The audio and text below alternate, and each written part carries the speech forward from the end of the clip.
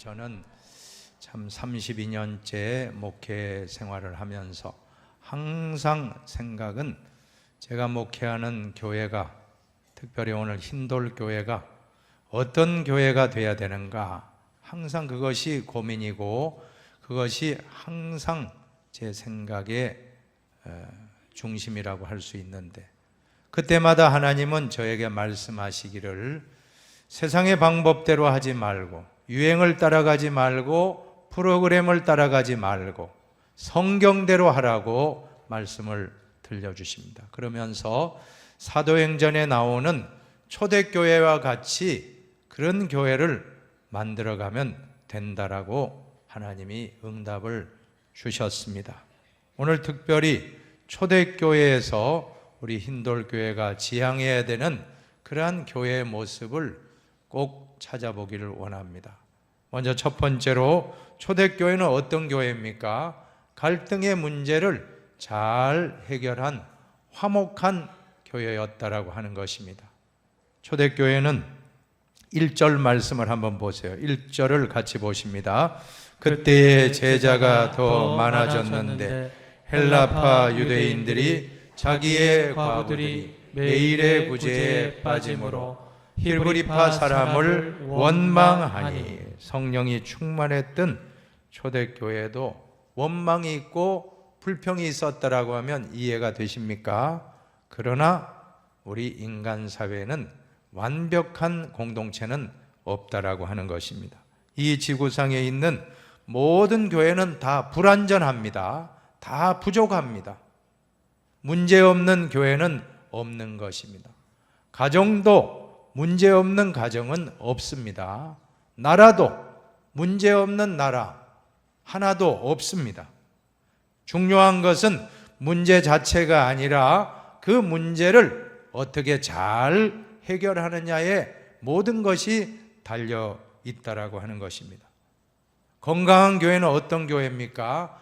문제없는 교회가 아니라 문제가 있지만 잘 그 문제를 해결하는 화목한 교회가 건강한 교회라고 하는 것입니다. 우리 인체를 보세요. 우리도 마찬가지입니다. 우리도 여러 가지 병이 우리에게 병균과 세균이 있지만 건강할 때에는 그러한 병균이 와도 다 이겨낸다라고 하는 것입니다. 그래서 그런 말이 있지 않습니까? 감기약을 먹으면 2주면 낫고 먹지 않으면 14일이면 낫는다는 거예요. 똑같다는 거예요. 먹어도 낫지만 안 먹어도. 왜 그럴까요? 감기약이 치료제가 아니라는 것입니다. 감기약은 조금 도와줄 뿐이지 결국 하나님이 우리에게 주신 자연 치유력, 면역력이 있기 때문에 어떠한 병균이 와도 이겨낸다라고 하는 것입니다. 우리는 매일 하루에 누구나 우리 인체에는 암세포가 500개 이상 생긴다라고 합니다. 그런데 우리가 건강하기 때문에 이 암세포가 들어와도 매일 소멸시키고 이겨내는데, 내 면역이 떨어지고 건강이 약해 있을 때 그러한 암이 찾아오면 500개 암세포가 5,000개로, 5만 개로, 50만 개로 이렇게 확산되는 것이 암이라고 하는 병에 발병된 상황인 것입니다. 교회도 마찬가지인 줄로 믿습니다.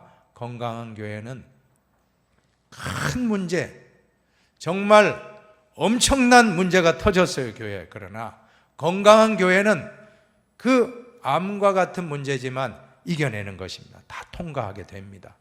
그러나 건강하지 못한 교회는 감기 같은 아주 약한 그러한 균이 왔는데, 감기 바이러스가 왔는데 그만 온몸에 큰 중병이 찾아오듯이 교회의 작은 사소한 문제가 크게 확산되어져서 교회 전체가 흔들리는 경우가 있다라고 하는 것입니다. 그것은 그 교회의 건강의 문제라고 하는 것입니다. 우리 흰돌교회는 초대교회 같이 갈등이 있지만 갈등을 잘 해결하는 건강한 교회, 면역이 좋은 교회 되기를 바랍니다. 자, 오늘 어떻게 그 갈등의 문제, 교회 문제를 해결했는지를 배울 점이 있습니다. 첫 번째는 문제의 원인을 찾기 위해서 충분하게 대화하고 소통하고 있다는 사실입니다. 2절에 보면 12사도가 모든 제자를 불러 이르되 라고 말씀합니다. 가정에서 문제가 되는 가정, 왜 그렇습니까? 부부간에 대화가 소통되지 않으면 그 가정은 이미 병들었다라고 하는 것입니다. 부모 자식 간에 대화가 소통되지 않으면 문제가 발생합니다. 형제 자매 간에, 일가 친척 간에 대화가 잘 되는 가정은 얼마나 행복합니까? 그 모임은 축복의 모임입니다. 그러나 문제가 생기면 대화가 막히고 고부 간의 갈등이 뭡니까? 며느리와 시어머니가 대화가 잘 되면 갈등할 것도 없죠. 그러나 대화가 오해를 낳고 대화가 안 되면 고부 간의 갈등, 부부 간의 갈등, 부모 자식 간의 갈등, 국가적으로나 정치적으로나 소통을 잘해야 그 지도자는 뛰어난 지도력을 발휘할 수 있는 것입니다. 그게 안 되면 큰 문제가 발생합니다. 오늘 성경에 보세요. 12사도가 모든 제자를 불러 이르되, 무슨 뜻입니까? 다 허심탄회하게 이 문제, 이 갈등의 문제를 감추지 아니하고 잘 대화로 풀어나가고 있는 것입니다. 오늘 예루살렘의 초대교회의 가장 큰 문제는 의사소통의 문제였습니다. 헬라파 유대인과 히브리파 유대인들이 예수님을 믿고 각각 구성원으로 있는데 이미 헬라파 사람들은 진보적인 성향으로 해외 교포 출신입니다.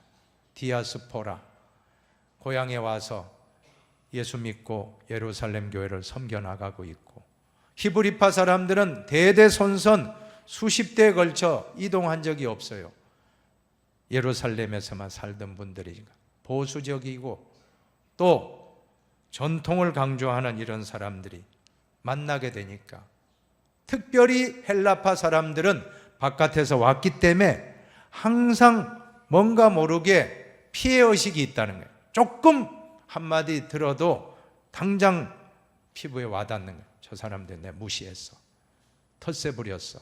자, 이런 생각을 하고, 유대 히브리파 그리스도인들은 또 자기들이 최고다라고 하는 이런 사상이 있어서 바깥에서 들어온 세교인들을 또 이상한 눈으로 바라보고, 자, 이렇게 있는데 폭발하게 된 것이 헬라파 과부들이 구제를 받아야 되는데 구제 명단에서 빠지자 폭발했어요. 그동안 내재되어 있던, 그런 잠재되어 있던 불만이 그냥 막 봇물 터지듯이 막, 이럴 수 있습니까? 교회가 이렇게 사랑이 없습니까? 왜 이럽니까? 하고 막 폭발이 된 거예요. 자, 이것이 다 의사소통이라고 저는 믿습니다. 바벨탑 사건, 바벨이란 뜻은 혼돈이란 뜻 아닙니까? 혼돈. 왜 혼돈이 됐습니까? 하나님이 언어를 흩어놓으니까, 언어가 안 통하니까 사람들이 높은 바벨탑 쌓다가 언어가 소통이 안 되니까 그냥 다 뿔뿔이 흩어져서 다 흩어지게 되었다. 오늘 공동체에서 가장 중요한 것은 언어 소통입니다. 서로가 소통하고, 서로가 마음이 통하고, 말이 통하고, 대화가 통하고, 그러면 그 공동체는 건강한 것입니다. 그러나 그것이 안 될 때 문제가 발생되었다. 그래서 사도들이 그 제자들을 다 불러 모아 소통하고 있다는 것이 문제 해결의 첫 출발입니다. 가정에 문제가 있으면, 교회에 문제가 있으면, 직장에 문제 있으면 마음을 열어놓고 소통하시기를 바랍니다. 자, 그리고 어떻게 해결했느냐 하면 대화하면서 싸운 게 아니에요. 책임 소재를 누구 때문에 이렇다 이런 거 한 게 아니고 뭐라고 합니까? 지도자가 내 탓이요, 상대방에게 책임 전가하지 아니하고 내 탓이요라고 말씀하고 있습니다. 2절 하반절은 같이 한번 읽어봅니다. 2절 하반절, 우리가 하나님의 말씀을 제쳐놓고 접대를 일삼는 것이 마땅하지 아니하니. 예, 우리라는 것은 바로 사도들, 12사도, 제자들, 하나님 택한 지도자들, 목사님들이, 목회자들이 하나님의 말씀을 제쳐놓고 접대를 일삼는 것이 마땅치 아니하다라고 자신들이 먼저 스스로가 잘못했다, 내 탓이다. 목회의 본질, 말씀과 기도를 벗어나서 재정 출납의 업무, 이러한 구제 업무까지 접대 문제까지 하다가 이러한 일이 일어났다라고 먼저 사도들이 자성하고 있습니다. 오늘 우리는 참 이 말씀을 보면서 깨닫게 되는 것은 남 탓하지 말고 내 탓이요. 한번 해봅시다. 내 탓이요. 내 탓이요. 내 탓이요. 내 탓이요. 그 마음, 그것이 바로 지도자의 마음이라고 하는 것입니다. 분명히 말할 수 있어요. 목회자로서 교인들에게 꾸지람할 수 있습니다. 아니, 왜 히브리파 사람들은 왜 그렇게 텃세를 부립니까? 오래 믿었다고, 먼저 교회 오래 다녔다고, 10년, 20년, 30년 다녔다고 왜 그럽니까? 안 됩니다. 그러면 안 됩니다. 야단칠 수 있습니다. 또 헬라파 사람들에게는 왜 그렇게 잘 삐지고 왜 상처 입고 실망했습니다. 그 정도밖에 안 됩니까? 집사님, 그 정도밖에 안 됩니까? 자, 이렇게 야단칠 수 있지만 그렇게 하지 않고 우리가 말씀을 제쳐놓고 재정 업무를 보다 보니까 실수가 생겼다. 지도자가 먼저 내 탓이요 했던 것입니다. 논어에 보면 군자 구적이요 소인 구저인이라 하는 그런 문구가 있습니다. 군자는 지도자 아닙니까? 리더는 문제의 원인을 자기에게서 찾고 소인은 문제의 원인을 남에게서 찾는다. 리더는 남 탓하는 사람이 아닙니다. 내 탓이요, 내 탓이요 말하는 사람이 다 리더라고 하는 것입니다. 집안이 잘 되는 집안은 모두가 내 탓이옵니다. 그러나 안 되는 집안은 남 탓합니다. 남편은 아내 탓, 아내는 남편 탓, 부모는 자식 탓, 자식은 부모 탓하면 절대 잘 될 수가 없습니다. 아유, 내가 부족했어. 여보, 내가 잘못했어요. 내가 부족했어. 아유, 부모님 잘못했습니다. 아들아, 딸아, 내가 아빠가 잘못했다. 엄마가 잘못했다. 그런 가정은 천국이 됩니다. 천국이 됩니다. 여러분, 식당에서 고함치고 소리 지르는 사람이 누구입니까? 주인입니까? 손님입니까? 예, 손님이죠. 손님은 뭐 물건이 또 잘못됐다더니 음식이 식당에 음식을 먹다가 뭐가 나왔어요.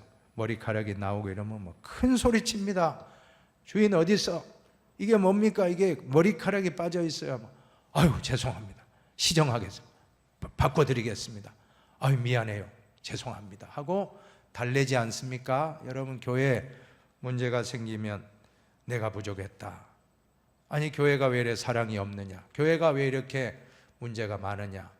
고함치는 사람은 손님이고 주인은 내가 부족했습니다. 내 탓입니다. 내가 기도가 부족했습니다. 내가 사랑이 부족했습니다. 내가 신방이 약했습니다. 내가 참 부족했습니다. 이러한 마음의 자세.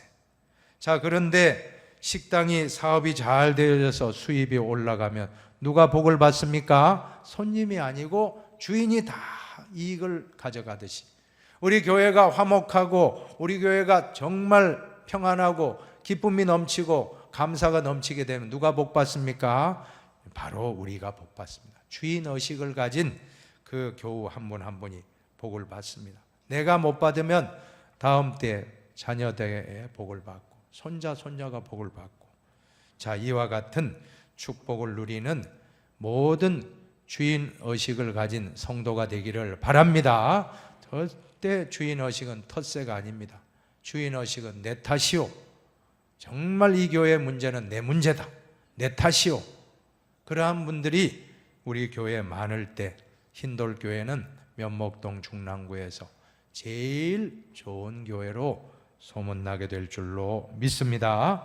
두 번째는 초대교회는 평신도 사역이 활발했다라고 하는 것입니다. 3절에 보면 형제들아 너희 가운데서 성령과 지혜가 충만하여 칭찬받는 사람 7을 택하라. 우리가 이 일을 그들에게 맡기고, 좋은 사도들이 지도자를 택했습니다. 평신도제, 목사님들이 아닙니다. 평신도 지도자들을 택했던 것입니다. 5절을 같이 보세요. 5절입니다. 온 무리가 이 말을 기뻐하여 믿음과 성령이 충만한 사람 스데반과 또 빌립과 브로고로와 니가노르와 디몬과 바메나와 유대교에 입교했던 안디옥 사람 니골라를 택하여. 오늘 본문에 나오는 7명의 평신도 지도자들, 지금 우리가 살고 있는 21세기에는 그야말로 평신도의 시대가 왔다라고 하는 것입니다. 믿습니까? 기독교의 역사상 평신도가 가장 큰 일을 하는 시대가 온 것입니다. 저는 사랑의 교회를 목회하셨던 오카는 목사님, 돌아가셨습니다. 천국 가셨는데 오카는 목사님에게 제자 훈련을 77기로 받은 적이 있습니다. 2008년도에 사랑의 교회 수양관에 가서 정말 은혜 많이 받았습니다. 그때 옥 목사님은 체력이 딸려서 강의를 하다가 다른 영상으로 대치를 하기로 했습니다. 다 강의를 못하니까 한 3박 4일 동안 하는데 잠깐 영상으로도 강의하면서 참 은혜를 많이 받은 마지막 시간에, 결단의 시간에 이런 말을 해요. 그 목사님이 한다는 말씀이 뭐라고 하냐면 우리 목사님들 회개해야 된다는 거예요. 우리 목사님들이 평신도를 병신도로 만들었습니다. 병신도가 뭔가? 아무것도 못하는 존재로 만든 책임이 목회자들에게 있다고 하면서, 여러분들이 이제 목회 현장에 가면 평신도를 깨우십시오, 평신도를 깨워야 됩니다 하면서 그렇게 열정적으로 호소하는 그 모습이 지금도 생생합니다. 목회자 혼자만 북치고 장구치고 해서는 안 된다라고 하는 것입니다. 평신도가 활발하게 움직여야 할 줄로 믿습니다. 그래서 16세기의 종교개혁은 이 성경책을 사제로부터, 캐톨릭 사제들만 어려운 라틴어 성경, 그분이 라틴어로 강론하면 누가 알아들어요? 아무도 몰라요. 평신도들은 그냥 예배만 드리고 성찬만 하면 만족입니다. 그림으로, 아이콘이라 그러죠. 그런 아이콘 같은 것으로, 그림이나 어떤 그러한 것들로 교육을 받고, 성경은 안 읽어요. 읽을 수가 없죠, 라틴어인데. 그런데 마틴 루터가 라틴어 성경을 바로 독일어 성경으로 번역해서, 마침 하나님의 역사죠, 구텐베르그라고 하는 사람이 기술을 발견해서 이것이 맞아떨어졌어요. 이것이 딱 맞아떨어져서 짧은 기간에 독일 구석구석에 성경책이 막 보급이 되니까 성경을 읽고 깨어난 것입니다. 평신도들이 막 깨어났어요. 여러분, 우리나라도 성경을 읽고 깨어난 민족인 줄로 믿으시기 바랍니다. 성경이 가는 곳마다 기적이 일어나요. 사람이 변화되고 생각이 바뀌어지고 모든 것이, 문화가 번성하고 세계 방방곡곡에 5대양 6대주에 성경이 들어가는 곳마다 개혁이 일어난 줄로 믿습니다. 자, 그러면 지금 21세기의 종교개혁은 성경만이 아니고 사역을,